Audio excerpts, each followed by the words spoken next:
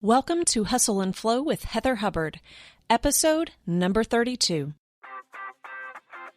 Hi, I'm Heather Hubbard, and I was a litigator, partner, and practice group leader at an AmLaw 200 firm. I know what it takes to rise to the top. I also know all too well the toll it can take on your personal life. So how do you shine bright without burning out? How do you embrace your ambition without selling your soul? You're listening to the Hustle and Flow podcast. Welcome back.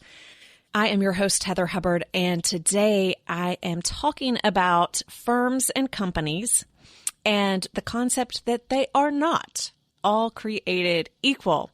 So I used to say this, and I hear people say it all the time, and that is, well, I've been here so long, and, I get that this is probably the best that I can get. The people are really nice. I've got a great reputation. I don't want to start over, so I would never change my law firm. I would just go in-house or do something different.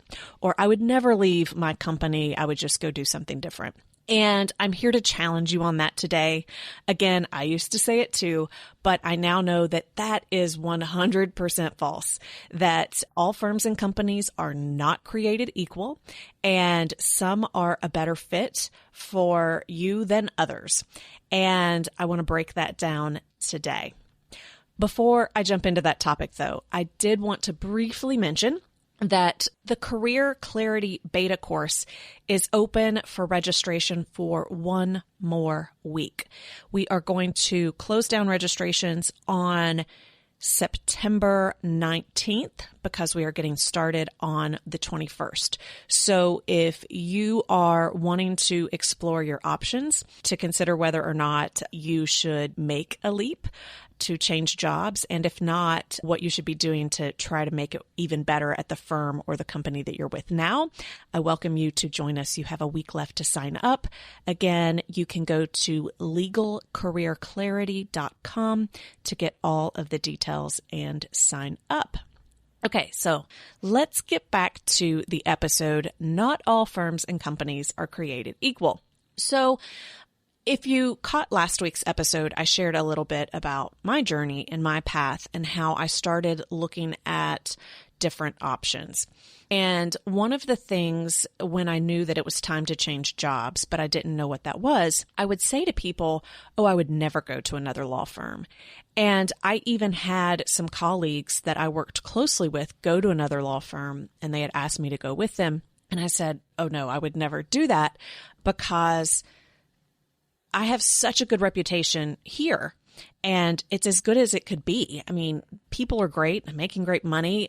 I'm being advanced. I'm in management. I would never go to another law firm.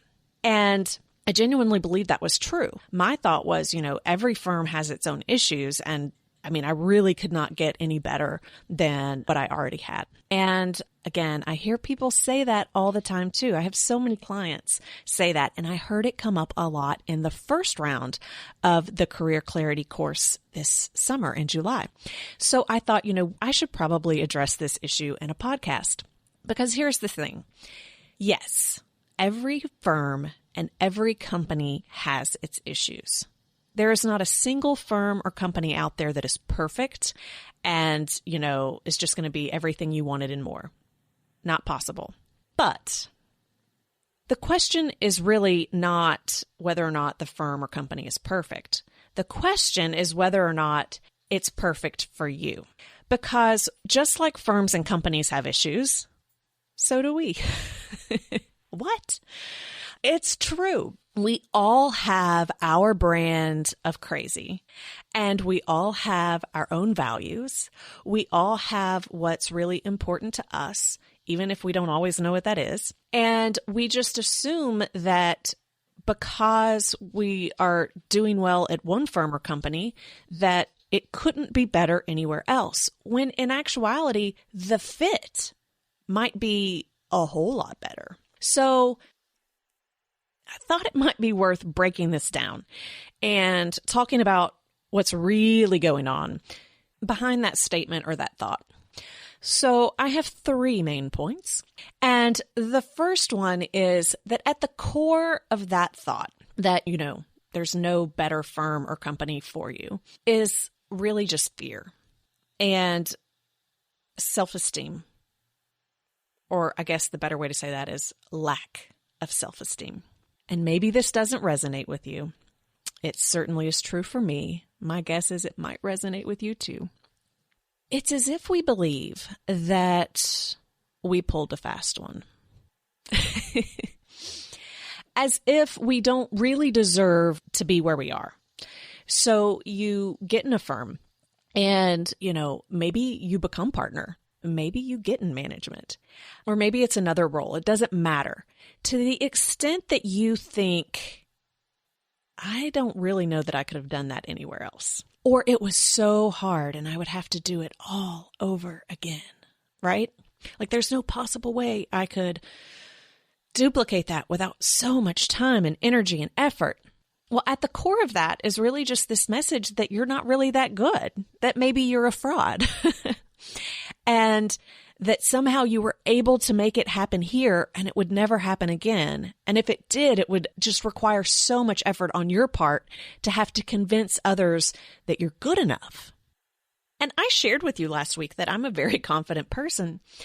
But even still, you can be a confident person knowing that, you think you can go out and achieve things, but it doesn't mean that you have high self-esteem. For example, I have always, and to this day, feel like I am a fraud. Yes, I can set goals and reach them. I can do the impossible, and I can go out and do what people say I cannot do. In fact, when they tell me I cannot do it, it motivates me even more. But that doesn't mean that I think I deserve it. And it doesn't mean that I think that I can do it because I'm good. For me, I just know that I'm really good at setting and achieving goals. But in some way, I feel that the way in which I do it is fraudulent because I'm not truly deserving. Does that make sense? It's almost as if I'm manipulating others in order for them to allow me to reach my achievements. Because the truth is, I'm just this small town hick girl from Kentucky that didn't really have this impressive, education. And, I will always tell you, I definitely don't feel like I was the smartest lawyer out there. I think I was probably somewhere in the middle of my law school. And most of what I have achieved is just from sheer determination. So it's that scrappiness, it's that hustling piece. And so at the end of the day, I still don't feel worthy. I still don't feel as though I deserved it or earned it in the way that maybe others would just because they were born with, a really impressive family resume or education, or they're just really smart, So I suspect that some of you feel that same way too. Otherwise, we wouldn't be making that statement that it's the best it can be and that we would have to start over and we already have such a good reputation. Well, here's the thing. You're amazing. You didn't get to where you are without being amazing. And that's easier for me to say to you than it is to myself. But I genuinely believe that at the core of that statement is a fear that we are not good enough and that we may not be able to do it again. Right? So if that resonates with you, the issue there, the way to overcome that is really mindset. I know I talk about mindset all of the time, but it's so important. Anytime that you're dealing with fear or inadequacy, we start to tell ourselves these stories about how we're not good enough or that somehow we've received better than usual results or accommodations or whatever. And we have to reframe that mindset. We have to retell that story. And one way that you can do that is to put your lawyer hat on and advocate. This is an easy one that works with most clients. It works with me a lot. You just look at yourself as another person and you advocate on behalf of your client, and you are the client. And you just kind of have to rewrite that story. I personally find it helpful to write it down on paper, but you can do it in your own mind. Maybe ask some friends and family to do it for you to help you out. But it's reminding yourself what all you've accomplished. And it's reminding yourself that you are worthy and you are good and you are deserving. And of course you could do it over again. And no, it doesn't have to require all the effort that you think. So again, number one is just that if you're making that statement at the core, I suggest that it's just fear and that you can overcome that by having a more positive mindset and reframing the stories that you are telling yourself. All right. So number two, the second reason why I think we tend to make this statement that it couldn't get any better, so we're not going to go to another firm or another company, is that we see others jump around, right? We see them do it. And in the current market, it is so common to see laterals, especially at firms, move around. There was a time when, it looked really bad to move around from firm to firm a lot. And now it's just expected. You don't really get dinged at all for lateraling all around town. It's perfectly acceptable. But here's the thing, we see people jump around, and if you've been at a place for a long time, you start to think, well, why do they keep moving around? Obviously, the firm that they went to didn't make them happy. So all firms are the same, and unless you're just going to jump around from firm to firm to firm to firm, you might as well stay put. At least you know the issues. And so that's a valid observation, but you don't know what's going on behind the scenes. One, how do you even know if they knew what they were looking for, right? This is the biggest mistake people make when they change jobs. They aren't clear on what it is that they really want. And so they often are just looking at, again, what's the compensation package? What's the bonus structure? Like that's all they're really looking at. And so then they make that change. And so maybe they didn't know what they were looking for to begin with. So yeah, maybe they're not happy, but maybe they weren't really making an informed decision when they made that change to begin with. And I'm going to throw this out there. This goes back to we all have our own issues. The problem might not be the firm. The problem might be you. So here's what I mean by that. So if someone's jumping around, right? They're going from firm to firm to firm. And maybe they do know what they're looking for. They probably don't, but let's say they do. They may not be aware of their own issues holding them back. And so every time they go to a new firm, they pack up all their baggage with them and they take it, right? You don't leave your baggage behind at the firm you left. You take it with you. And so if you're not addressing, if you're not focusing on the things that keep getting in your way, yeah, they are going to keep showing up over and over and over again. And if you don't address them, no matter what firm or company you go to, you're right. Things won't get better because you're going to take that baggage with you. So I just encourage you to recognize that when people are jumping around, they don't always know what they're looking for. And even when they do, oftentimes they're still taking their personal baggage with them, which prevents them from truly flourishing in an environment that would otherwise be a really good fit for them. And the other part that, where we don't know what's going on behind the scenes, some people really love change. They love it. Some people get really bored when they're in the same environment or situation for too long. And so if someone loves change, they're naturally going to move around. And this market, like I said, it allows for it. It encourages it. There is no downside to it. So if someone loves to have change, if someone loves to move around every few years, that actually doesn't say anything about what it would mean for you. So again, I think that it's probably more likely that they just don't know what they're looking for. They're taking their baggage with them, but it could be that they like change. So I would just encourage you to think about that when you say, well, others are moving around and it's not making them happy. So kind of like mindset can help you with the first issue related to fear. On this second one, if you're worried that you too would have the same baggage that you're taking with you or that you don't know what you want, then the way you combat that is to make sure that you have a clear understanding of what's important to you. What are the values that are important to you? What do you need out of a career or a position that's truly going to make you happy? It is so easy to just look at numbers and talk about compensation, but that rarely is what truly motivates you or is going to make you happy. And if you don't know the different aspects of a job or a career that are important to you, then you're not going to know how to evaluate an opportunity. So I highly encourage you to get clear on what it is that does make you happy, what it is that you are looking for, and being really clear and having awareness as to what keeps getting in your way in the jobs or the career that you have right now, to make sure that you don't take it with you if you did make a change. Okay, so number 3, the third reason I think why people say that, your firm, your company is the best it can get, is we make this comment that, the people are really nice. You have good relationships. Contrary to popular belief, most lawyers are nice. They are.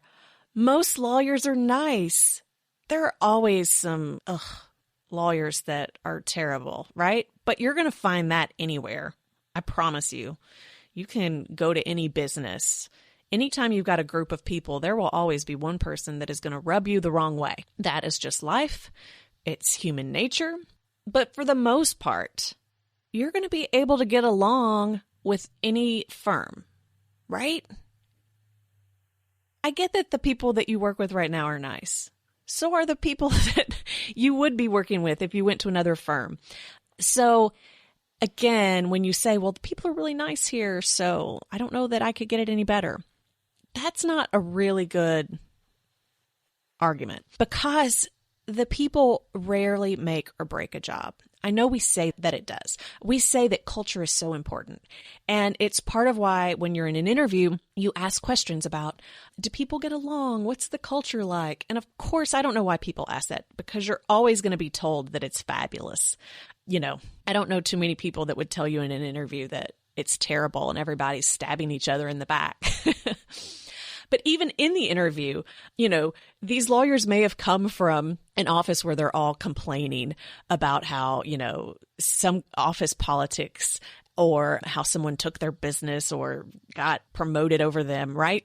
And then they come into the interview and they talk about how the people are great and everybody gets along and we spend time together. And, this is just what happens in the interview process. It's just that same low-hanging fruit that compensation is, that's why we focus on it. But again, it's rarely what's going to make or break a job. You can absolutely make the best of relationships anywhere you go. That said, the culture and the values are super important. And that has less to do with whether or not people are nice and more to do with, one, how much time you even plan to spend in the office, how important close relationships are to you, and whether or not it's important that others share your values. And a lot of people don't even know what their values are. Everyone has values.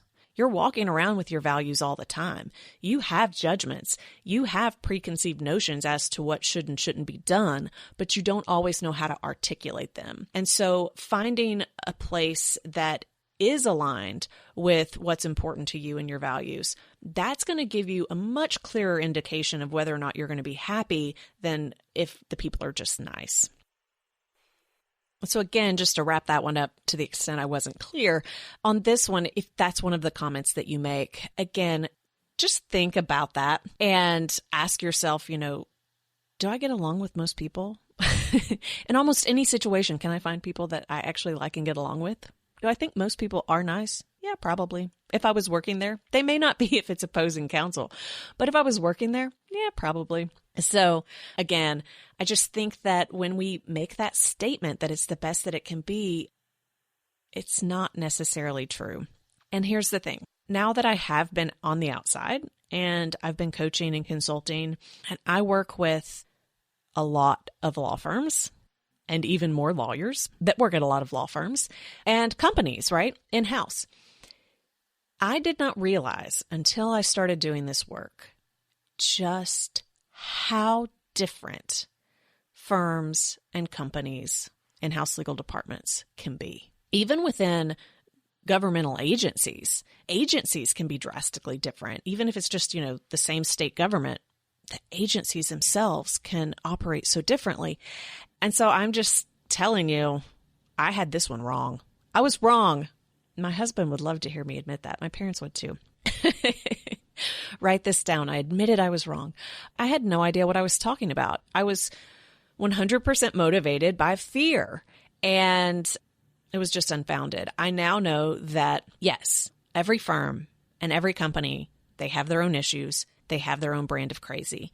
The key is figuring out whether or not their brand of crazy matches your brand of crazy. Because if you can find the right fit, it can be magical. It does not mean that it's perfect.